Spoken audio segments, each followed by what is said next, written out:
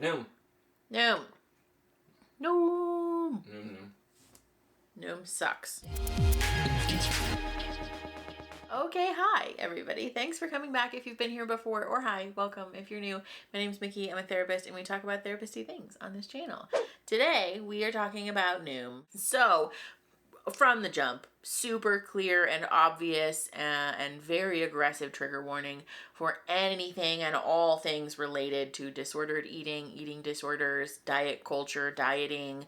If you are at all sensitive in those areas, I strongly want to encourage you to prioritize your own health and safety and well-being, because we're going to talk about a whole bunch of stuff that is super triggering, super upsetting, and just like generally not for the faint of heart, but especially if you are in a tenuous or sensitive place with eating disorders, disordered eating, dieting, all that stuff. Probably not the video for you. I will link a playlist up here with eye bleach or other fun content that is not related to those topics, and I really want to encourage people to take care of themselves first. So, that said, we are talking about Noom Mood today, because Noom, we all know Noom. I have beef with Noom as a diet program, because dieting is ineffective. We know this from the research. We know that Noom as a dieting service uses the stoplight approach. They use calorie counting, they promote restriction, and all of these things are in the research like well documented to be risk factors for developing eating disorders, and they're all associated with weight cycling, which is associated with negative health outcomes, and just a whole host of like really unhealthy, unsafe behaviors on the diet part of their app. So we all know that I'm not a fucking fan, especially of their advertisements. Like, we're not a diet, and it's still a diet, and it sucks. However, Noom decided to launch something called Noom Mood, which, as far as I can tell, is their attempt to compete with the sort of app-based mental health stuff, like the app that shall not be named on this channel, you know, the Cerebrals, Talkspaces of the world, those types of things. I decided in my infinite wisdom that I would actually use Noom Mood to see what the deal is. Like, what exactly are they promoting? What are they using as their curriculum? What are the activities and the skills that they are dispersing to folks who pay for the service? So we are talking about my experience with that today. We are talking about the stuff that they give you, and just generally reviewing Noom Mood based on my experience and my experience alone. So let's get into it. I also want to give a quick caveat before we get into things. Y'all know that I am generally not one to moderate the comment section, and especially not to turn comments off, but I am going to be super upfront with you. I am reserving the right to turn the comments off on this video altogether, or to heavily filter the comments on this video if shit starts to slide sideways. We are talking a lot about my own mental health and well-being in this video, especially as it relates to disordered eating, and something that I am actively in the middle of healing and working on. And so if things start to feel unsafe, or get to a place that is so unsafe or triggering or upsetting for me that I feel the need to turn the comments off, I'm reserving the right to do that to preserve my own well-being and my own fucking safety, quite honestly. We're gonna talk more about the extenuating circumstances that exist around my own mental health and well-being a little bit in this video. We're going to delve into it a lot on the podcast, and so if you want to hear more about that, I would encourage you to become a patron. There's a link in the description if you want to learn about that. We're going to talk about it on the podcast in more detail, but I have some like fucky personal shit going on, and so if the comments start to become a thing that is painful or like hurtful or like actively detrimental to my mental health, I am reserving the right to turn them off on this video if I need to. So thank you in advance to those of you who are going to respond to that decision with kindness and compassion. I appreciate you very much. For those of you who, you know, won't respond to that well, I'm sorry. I know that that might be a polarizing decision for people, but quite frankly, my safety and well-being is more important than being well liked on the internet. And so if you have a negative opinion of me because I'm choosing to preserve my own mental well-being, that's dehumanizing, and I don't know that you're really a friend of mine in the first place, and so you can continue to have a negative opinion about me. That's fine, but I'm choosing to show up for me today. So fair warning, I guess. So with that said, let's talk about Noom. There's a lot to unpack here, so I will definitely have chapters in the description, but let's just kind of do a basic overview of like the thing. Like we talked about, Noom, their like claim to fame is being the diet app that's not a diet. They heavily market themselves to millennials, to younger people, and especially around this idea of like, you can be a foodie, you can still love food, you can like eat whatever you want. Noom has also gotten themselves into some hot water for advertising using Google search terms like intuitive eating and other like eating disorder recovery buzzwords. They have taken out advertisements on those terms on Google, and so they have received some public backlash for that because that's understandably a very dangerous and irresponsible thing to do. And so Noom generally just they're not doing a great job of being a friend to people working towards recovery or with sensitivities in the dieting and eating disorder area here. So I had some skepticism about taking on Noom Mood in the first place. And also just generally Noom, the other thing that they talk about endlessly is their like use of psychology and CBT to help you diet and keep the weight off, blah, blah, blah. None of that is like particularly useful or helpful in my opinion. And a lot of it tends to be based in this very loose understanding of what CBT actually is. So just generally, I'm not a fan of their diet program or plan, obviously. But I want to talk about Noom Mood specifically because like I said, that's the service that I actually paid for and used. Noom Mood is a 16-week program that aims to improve your mood and help you with developing healthy coping skills and like alternative means for dealing with emotions and like particularly it seems like anxiety and symptoms related with depressive mood or like depressed mood. There is activities and grounding exercises and grounding techniques that they give you, and so you also get access to a coach when you sign up for the thing. And so on paper, great. Sounds like, pretty inoffensive, I guess. In theory, it's supposed to be different than regular Noom because they advertise it as a separate entity. They don't at all indicate with any of the advertising that I was served or that I was able to find that Noom Mood is mutually inclusive with dieting or with their diet part of the service. The understanding that I got from all of the advertising and from the sign up portion, especially, I will show you guys some footage right now of what the screen looks like when you sign up and you take this little quiz and they have you do like a graph. It's like all this stuff that like it feels very like pseudoscience-y to me. But all of this onboarding process, nowhere in there is an indication that dieting is an expected part of this process, is a necessary part of this process, is something that you should anticipate, or is something that they require you to do. The understanding is very much that Noom Mood is its own separate fucking completely different thing. So the original plan was that we were going to review Noom Mood, and because it's 16 weeks long, we were going to do monthly check-ins and just talk about my process going through the app and sort of update you guys as things go.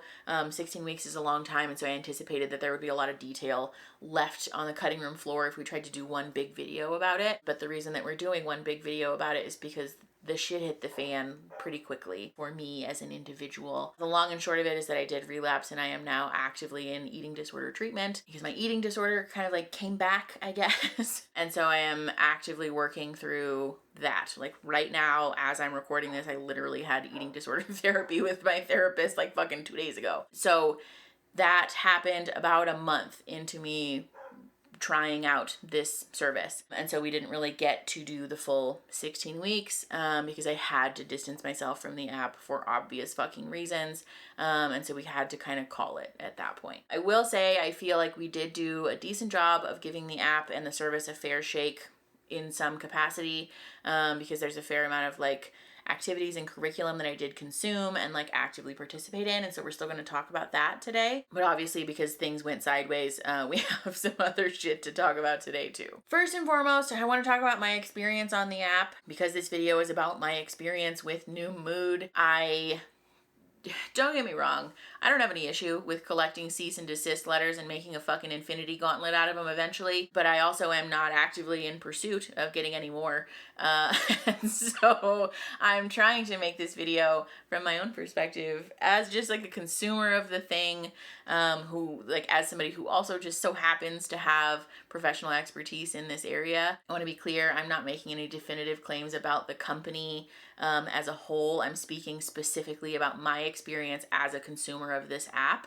and what my specific experience looked like while I was actively paying for this service. I am not speaking for anybody else who has ever used Noom Mood, and also especially if you had a positive experience with Noom Mood, great. I love that for you. Wasn't my fucking experience, and this is my goddamn video. And so that's what we're talking about today. You are absolutely entitled to use Noom Mood and love it if you're already using it, and that's great. But the thing that we're talking about today is my experience specifically. So right out of the gate, when I downloaded this app and started using it, like I said, I will show you the footage if I haven't already. We'll cut it in now of what the onboarding process looks like. There's a lot of pseudoscience energy happening where there's like a graph that they show you about how your mood will like completely change and your level of distress will go down over the 16 weeks, and you'll be able to maintain that based on the exercises that they give you and all of this stuff. They kind of sell you this image of like future you being a less anxious person, a less depressed person, a less mentally ill person. They also have you fill out these like questionnaires about what your issues are and what things you tend to be struggling with, which I found a little bit disingenuous if I'm being totally honest, because I did fill this out multiple times. I filled it out at least 4 times with 4 separate email addresses just to see, because I was very curious. I filled one out with the minimum levels of distress that they allow you to fill out. So some of the sign up requires you to rate the severity of your symptoms and what symptoms you're experiencing. And so the first time that I did it, I rated everything as minimal as I possibly could to see if they would still recommend that I needed this app. They did. They did still try to sell me the thing. The second time that I filled it out honestly based on my own actual experience with my own real mental illness. The third time that I filled it out with the maximum, the most severe, with all of the fucking issues. I clicked all of them, every single fucking issue. I clicked the maximum level of impact that it had on my life and symptom presentation to see if they would recommend that I seek outside services, or to see if they would tell me that the level of care that I needed couldn't be adequately served by their service. They did not. They still recommended that I use Noom Mood and that they could provide me the same level of impact that they told me they could provide me with when I filled it out with the minimum.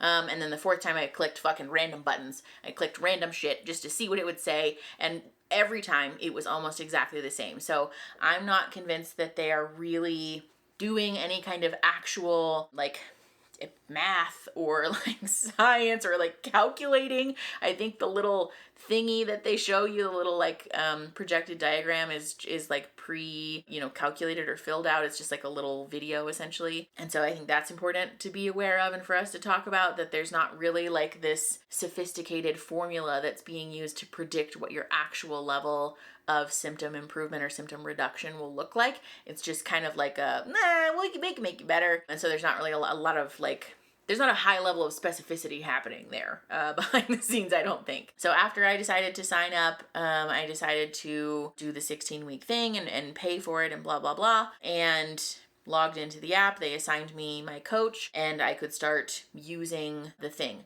The way that the app works is that every day you get an article to read, you get an exercise or a daily task to log, and then sometimes you get other stuff depending on like what's on the docket for the day. Generally, you can expect, they said, somewhere between 5 to 10 minutes of stuff to do in a day, and then you're also expected or encouraged to log your mood every day on a scale of 0 to 100. So I started using that and logging my mood and doing all of the things. Days 1 and 2 were a complete and total fucking shit show. Like right out of the gate, I think I actually say this in the vlog footage, like this doesn't bode well, or this is like a bad sign or something, because literally fucking day 1 out of the gate, I will put some footage up on the screen too during the vlog footage of like my actual use in the app that were like very triggering to me. I will show you guys the vlog footage now, and then we will come back and unpack.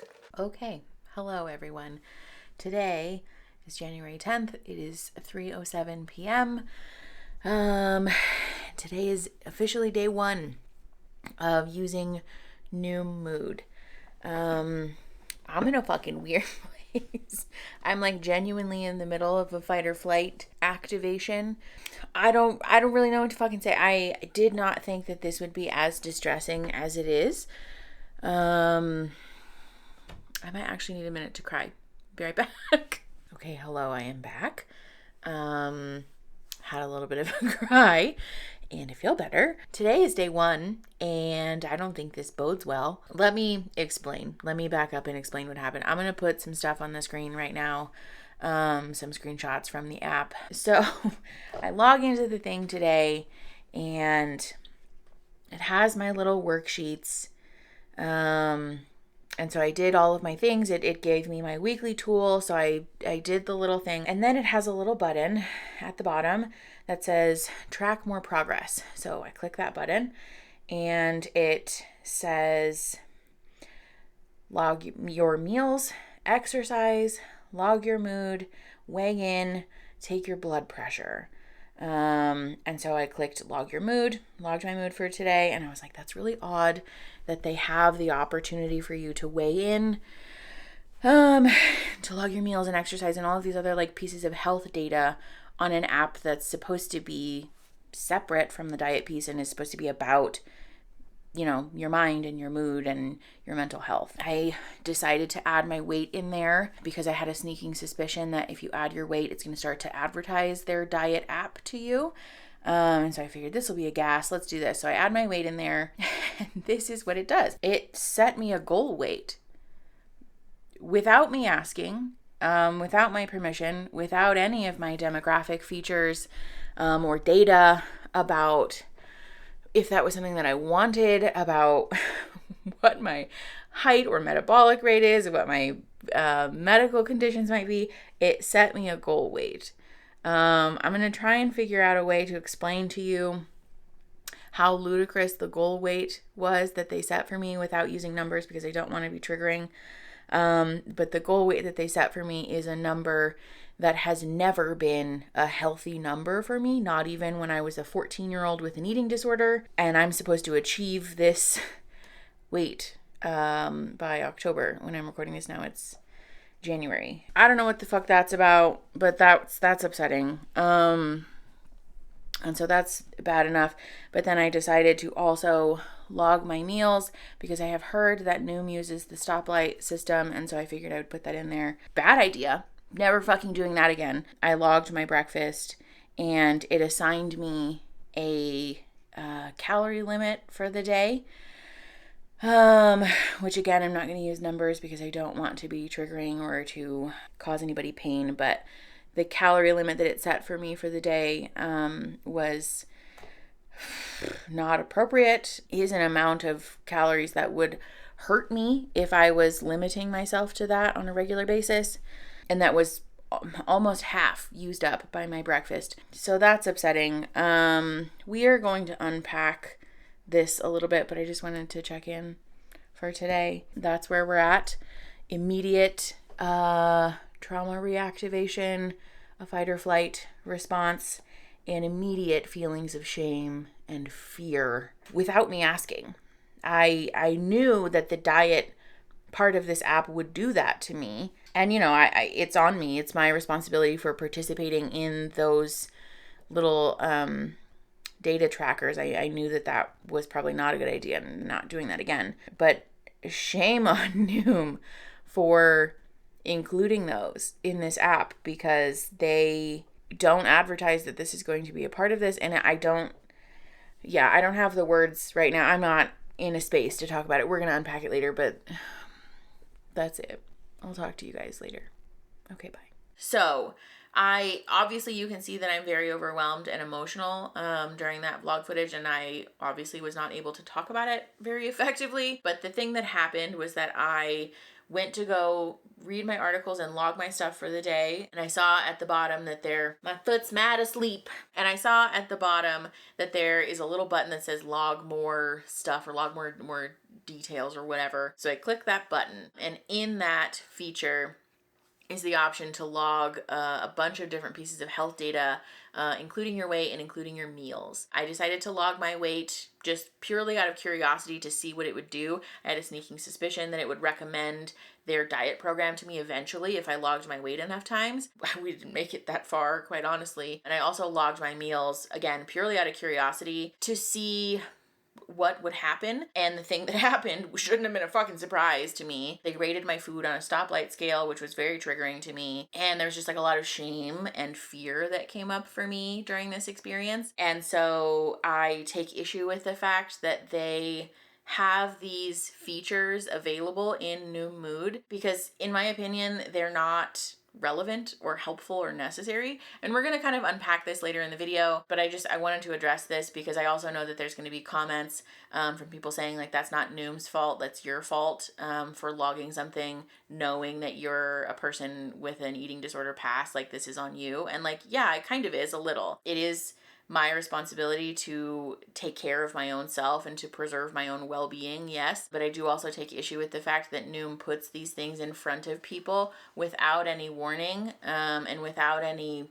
necessity. There's no need for those things to be in there. There's no need for them to be assigning someone a goal weight without their consent or without any information about their demographic features, their prior health history, whether weight loss is a goal for them or not. Because also too, they have no idea what my height is, and so they were not able to calculate my BMI. So they don't know that I'm fat. Quite honestly, there's no way that they could have known that I'm fat. And so for them to assign me a goal weight, this is all very irresponsible behavior on the part of the app. And I want to be clear, this is something that's super important for me to lead with. I am not at all saying that Noom is solely responsible for my relapse into an eating disorder. I am not saying that this is Noom's fault. I am not saying that Noom alone is to blame. There is some like other shit that was a contributing factor. There are lots of things that were a contributing factor to this happening for me. And I am happy to own accountability for my own behavior and the ways that that impacted eventually where I ended up. However, I will not let Noom off the hook for putting very dangerous and triggering and unnecessary material in an app that is supposed to be a service and that's supposed to be helpful for people with mental illness or for people who just generally want to improve their mental health, especially without warning and especially without the ability to turn it off. Because I spoke with my coach about this in the app.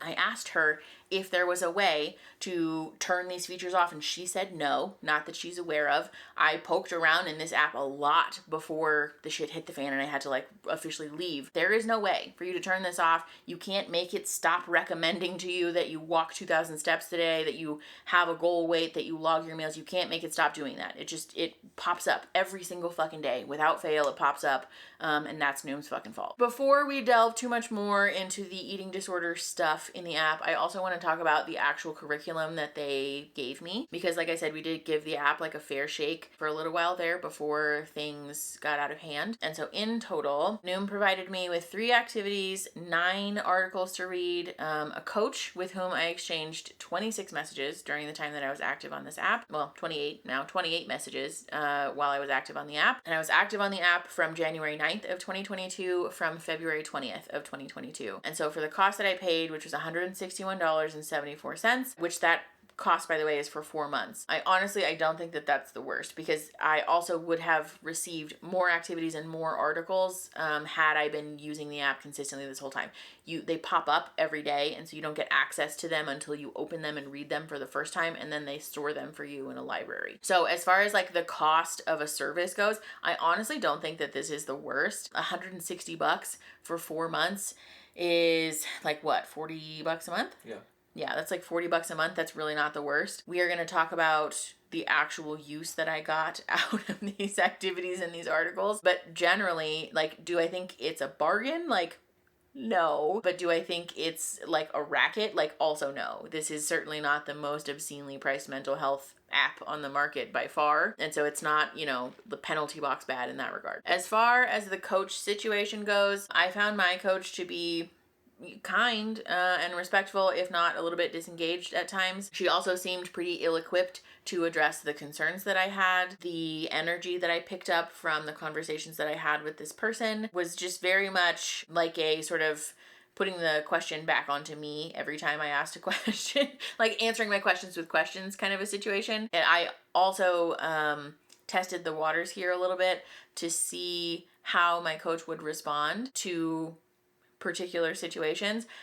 There was a couple of times that I did mimic behavior that's similar to what clients will do in a clinical session when they don't understand an exercise or they're having a hard time grasping something, and you as the therapist have to like get deeper into the shit and like really participate more in the sessions. I wanted to see how my coach would handle this, and so I kind of mimicked that behavior to see what would happen, and I just got the same like putting the question back onto me kind of a thing. And so I didn't find the coach to be particularly useful. And like I said, the coach was kind and nice enough, but certainly not a person that was crisis support or like particularly creative or inventive with how to utilize the curriculum or how to implement that in my day-to-day life. Yeah, generally there was just lots of reflecting and rephrasing the things that I had already said, and offering psychoeducation based tools like grounding exercises or breathing exercises, or referring me back to the curriculum, referring me back to the exercises that I had already used. So let's talk about the activities, because there were 3 of them. The ones that I had access to in here were called Create Space, Get Grounded, and Feel Your Feelings. The Creating Space activity was the very first one that I had access to in the app,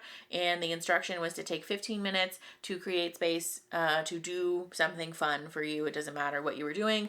The only stipulation is that it was supposed to be screen-free time, so you weren't able to scroll on your phone or watch TV or look at your computer. You were supposed to be doing something else. I found this activity to be particularly unhelpful because I'm a busy person and a lot of my life revolves around technology. So 15 minutes to me is like a fairly long time to be without those things. And also touched on something that I wanted to mention, which is that I think the use of a one-size-fits-all curriculum on an app like this can leave something to be desired for some people. It's not uncommon in the process of clinical psychotherapy to set a goal to do 15 minutes of like mindfulness time, for example, and for that to feel to a client like running a marathon. And so then we get that feedback and we adjust. We set like a better goal, or like ideally we set a more achievable goal in the first place. And so I think this just really highlights the issue with app-based services like this, where regardless of what your need level is or what your symptoms are, like we talked about before, there's not like some sophisticated formula going into your treatment plan. As far as I'm aware, it seems like it's just kind of the same shit that everybody else gets. And I think it begs the question about how helpful this really is across demographic features, across the lifespan, across symptom presentations, and across, need levels, because this might be super useful for someone who, doesn't have ADHD and is like, not anxious, but is like maybe depressed, but might be like particularly difficult to accomplish for someone with ADHD and anxiety, for example. So I just don't know that the activities that they provided me with were like the best. They just have like a very psychoeducation-y feel to them, and they were very similar in feel to me to things that you can find on Pinterest or Instagram. These kind of blanket statements about like, take 15 minutes for you today. It was like, neat. Like I paid $160 for this. Like that's cool, I guess. The second activity that they gave me access to was something called Get Grounded. And this one was literally just a grounding exercise. The goal was that you use some type of grounding. I will say I did appreciate this because they gave you some inspiration for grounding exercises, which was nice. They didn't just tell you go do a grounding exercise. But I, again, think that this could leave a lot to be desired depending on what your symptom presentation is or how severe your symptoms are. Just giving someone the instruction to go hold a plank for as long as you can, or splash water on your face, go plant your bare feet in the ground outside. Like all of these things can be useful grounding exercises, but there's like helpful nuance there when you do this with a therapist that like can leave something to be desired, again, in this very like one-size-fits-all approach. The third activity that they gave me access to was called Feel Your Feels, or Feel Your Feelings. And the basic gist was that you spend 1 to 2 minutes of your day feeling your feelings. I personally was confused about why this activity was 1 to 2 minutes long and the Create Space was 15 minutes long. I would have preferred that these be reversed, quite honestly. But I think at this point we're just getting kind of nitpicky. I don't know that the activities were the worst. And the same goes for all the articles that I read. Nothing in them was like egregiously wrong or like, blatantly false. There's like, kind of an energy to all of it, really, in my opinion. But none of it was like pseudoscience or like straight up wrong or bad or like false. It was just kind of like, yeah, very vanilla. I'll make sure to put some screenshots on the screen right now of all of the articles and the stuff that I have access to in the app, just to kind of show you guys what I'm talking about when I say that they're like very psychoeducation-y.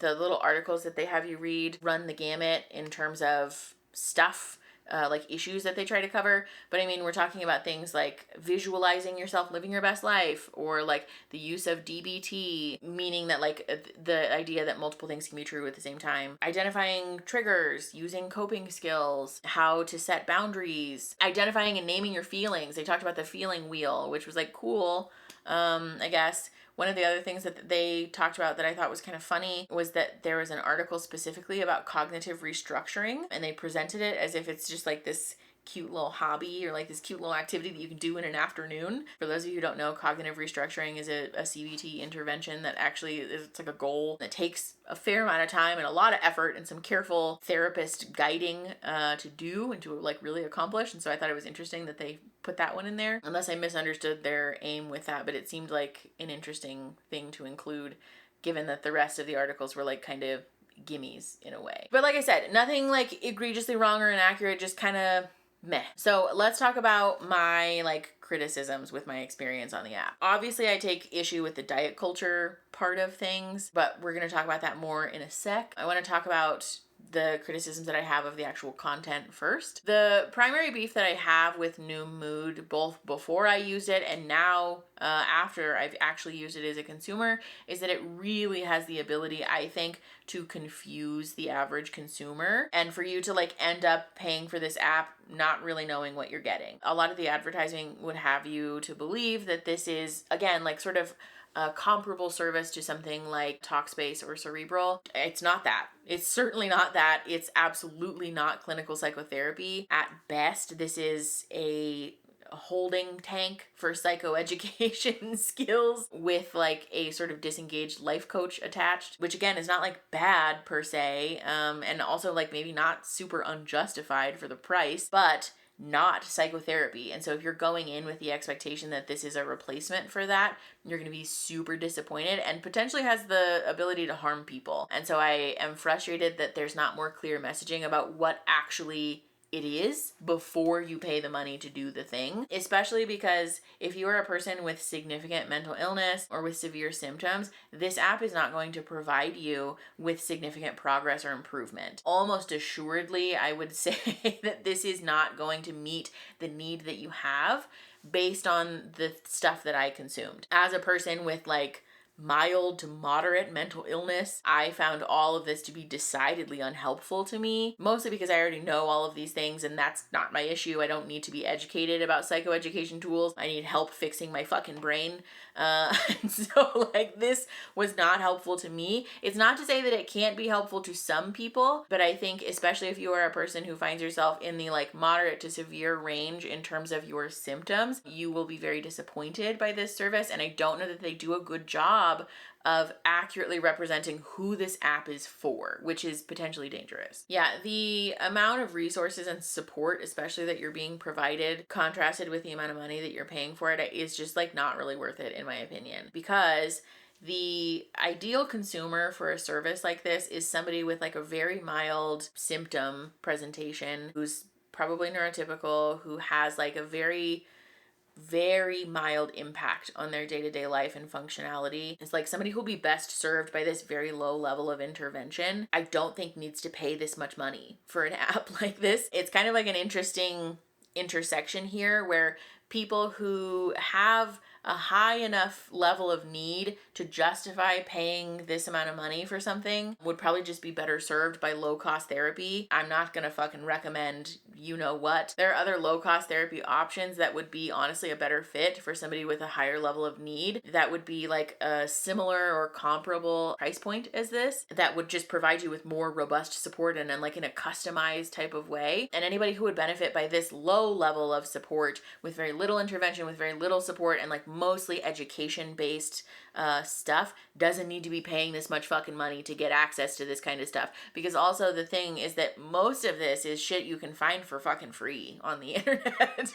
Coping skills and grounding exercises and breathing exercises, All of these things are things that you can Google. You can find them on Pinterest. Most therapists are giving them away for free on TikTok and Instagram these days. And so it's just kind of like a weird thing where like I don't really know who would actually benefit from using this app and also probably feel justified in spending this much money for it. It's not that it's bad per se, but it's just not like actually helpful. Best case scenario, I think, is providing like a sort of helpful hint every now and again to a person with a subclinical presentation and wasting their money. Worst case scenario is providing a woefully inadequate amount of care for somebody who really needs to be in psychotherapy or have like high touch services in a customized way with their own individual therapist. So like generally I'm just not super a fan of this app or their approach because I don't know who this is actually fucking helping. Okay, so the other primary beef that I have with this app obviously is the diet culture bullshit here. They sound like the loading screen tips of the world. Yes, no, 100%, oh my god. The diet culture bullshit that's in this app is both unnecessary but also impossible to fucking turn off. And so there's lots for us to unpack here. Let's start from the top. First and foremost, you can't turn off the goal weight feature, the step goal for the day feature. You can't remove the ability to log your food or your weight, and you can't otherwise protect yourself from any of the eating disorder triggers that exist in this app. This is a fucking problem, in my opinion. Again, I'm happy to own accountability for my own participation in the stuff that eventually was harmful and unsafe for me. However, I think it's also important to acknowledge that this service is advertised in a way that doesn't indicate that it would be related to dieting or diet culture at all. And so if you're a person who is at all sensitive to these issues, I really want to encourage you to stay far the fuck away from this fucking app, A. But B, this has the potential to be hurtful. At least for me, especially when I did do this, it was almost impulsive in nature where I saw this feature and told myself like, I can handle this, it will be fine. And so I pressed these buttons not anticipating that this was going to be the outcome, and lo and behold, it was. And I think Noom putting these features in the hands of people without screening for what their potential sensitivities may be is honestly just fucking irresponsible and like unnecessarily so. Because again, the other thing that sticks in my craw about this whole experience is that there's no fucking need for these features to be in this goddamn app other than the steps feature, because walking can sometimes be a genuinely useful resource as a way of processing anxiety or dealing with mental illness. However, I will say that never showed up in any of the activities that I did, and it was not recommended to me as an activity in any of the reading that I did. It just fucking popped up in my thing one day. So it's not even like they were trying to use it for that. It just showed up there. But other than the steps, none of the features that are eating disorder or like diet related have any use in the Noom Mood universe. The app would be fundamentally unchanged by them removing these features or by giving consumers the opportunity to turn them off, and they just don't. They just fucking don't, and I don't understand why. The only thing that I can come up with is that they're hoping to eventually funnel people into their diet service, which is probably where they make most of their money, to be quite honest. And so like that to me is incredibly irresponsible. It's also predatory and inappropriate, and it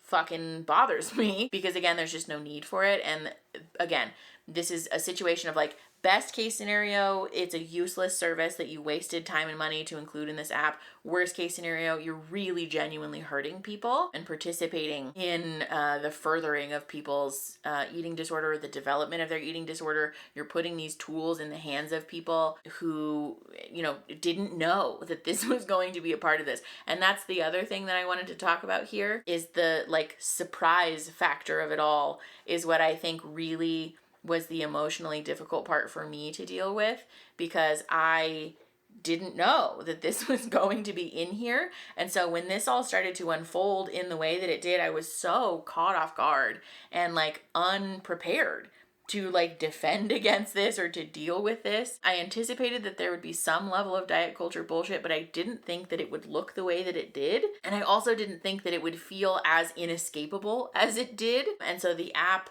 generally just became this place that felt very unsafe, that felt very triggering, and that like in its entirety served as a reminder for disordered eating, for dieting, and for this general feeling of like unsafeness in my own body. So all in all, the actual benefit that the service stands to provide to folks, I think is like minimal. And like I said, if you are a person who has used Noom Mood and you fucking love it, go off. That's great. I love that for you. Everyone is allowed to land in a different place with stuff like this, and I think it's important to honor that. I really do. But I also want to be super clear that, like, in my professional opinion, based on my own personal experience with this app, I don't know that this is something that I don't know why I'm being coy. I do know that I would never recommend this to any of my clients. I certainly would never recommend this to, like, my family or friends. And so I am absolutely not going to recommend this to anybody who watches this channel.